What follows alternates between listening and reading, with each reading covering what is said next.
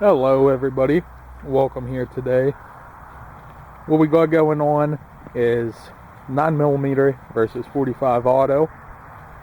Both of these, what we're going to be using are Winchester silvertip. Weight of 9mm is 115 grain, as Winchester calls it, a defense jacketed hollow point.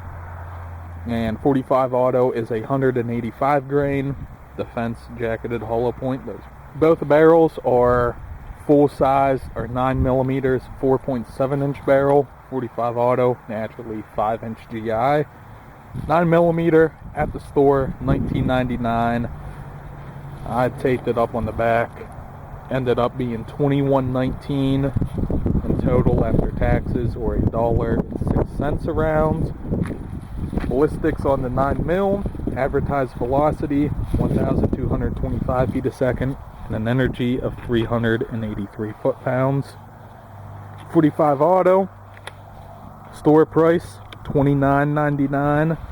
After taxes, that ended up being $31.79, or $1.59 a round. Advertised ballistics, muzzle 1,000 feet a second, or 411 foot-pounds of energy. Whoa. Look. And 11. Alright, so 4.7 inch barrel, 115 grain, 9mm Winchester silvertip. An average of 1163, a high 1,204, a low 1,120. Stream spread 84 feet a second. Standard deviation 41.9. 950. 973. And 968. 45 auto, what we got, an average velocity of 964 feet a second, a high of 973, a low 950, extreme spread 23, standard deviation 12, course.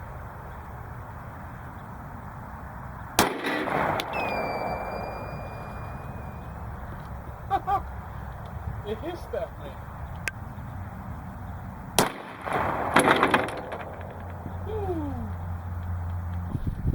Top one, 45 auto, bottom is 9mm. Couple things right off the bat to compare here. Let's zoom in.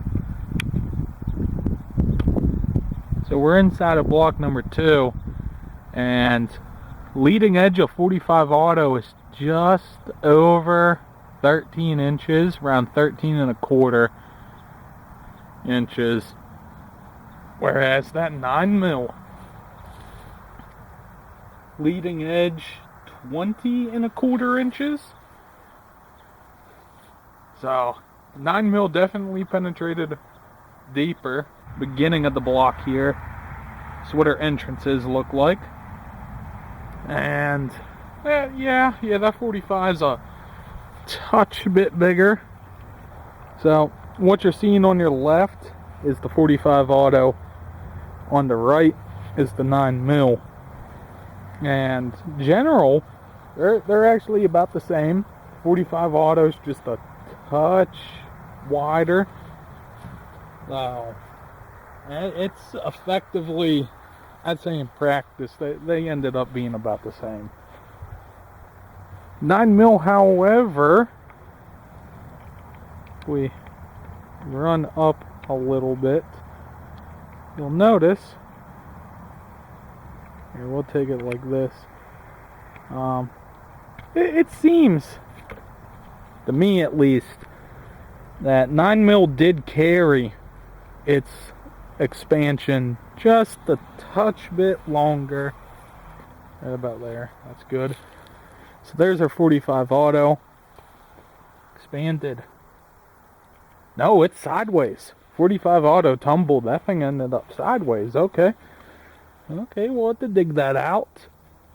And so did our 9mm. They were both working to rotate their axis so that way the bullet base is facing forward.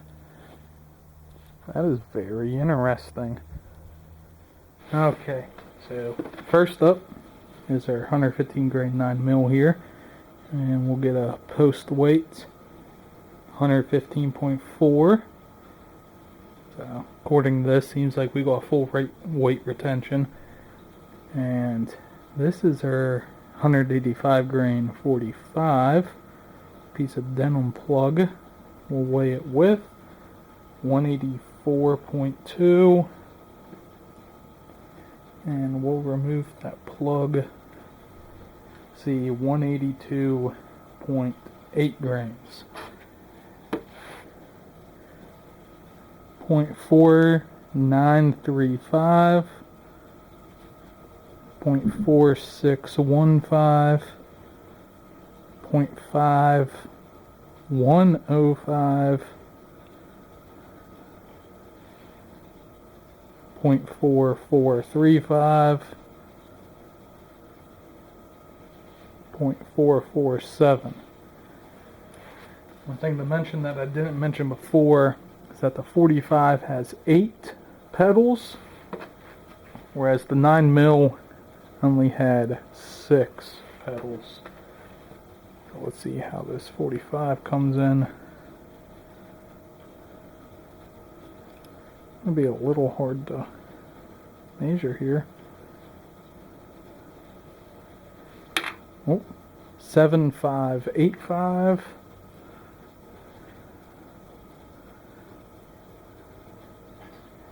That's a big one. I'm not sure if that's necessarily fair. That is 9235.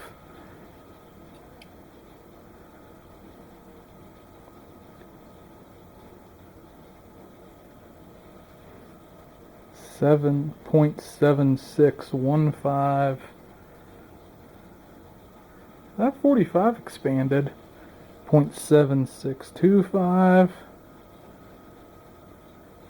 0.8465. I think this is going to be our smallest measure yet. No, maybe not. 0.6725. For 115 grain 9mm, we saw essentially 100% weight retention. Get off the tape. Hey. Our 45 ended up scoring a bit of a denim plug, and with the denim plug, we were just shy of 100%. Came in at 184 grains out of the 185. Pulling the denim plug, though, took us into 182.8 grains, I believe, off the top of my head. So a little bit shy of 100% there. 45 got this big hollow pocket in the bullet base. 9mm doesn't. 45 had a lot less penetration than what our 9mm saw. So expansion wise, the 45 definitely expanded a lot more. Despite falling fairly short of advertised velocity, it still was decent. It was above average. I'd give that a good 8 out of 10 performance right there. I was not expecting that. Whoops. Oh well. 9mm, one of the few that I've seen actually expand on the denim test. We'll have to do a compact test here, see if it still expands with the compact.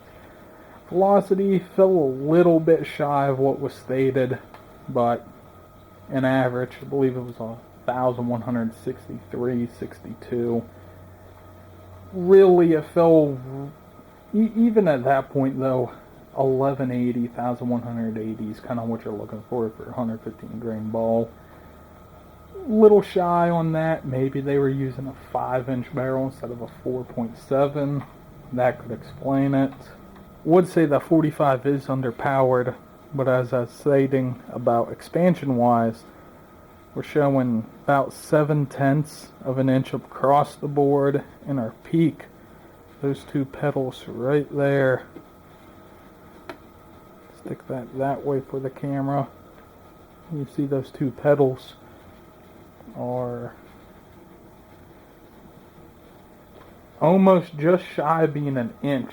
This thing was going all that much faster, say an extra 50, which I would like to see. I would like to see at least an advertised velocity claim hit in real world. But I'm sure that would have, actually, probably would have collapsed in on itself if it was going faster. These other pedals would have fell in, would have had significantly reduced peak expansion, wouldn't have affected average all that much. In that case, probably would have picked up another inch or so in the gel block. So with that one, thank you for watching, and I'll see you in your next one.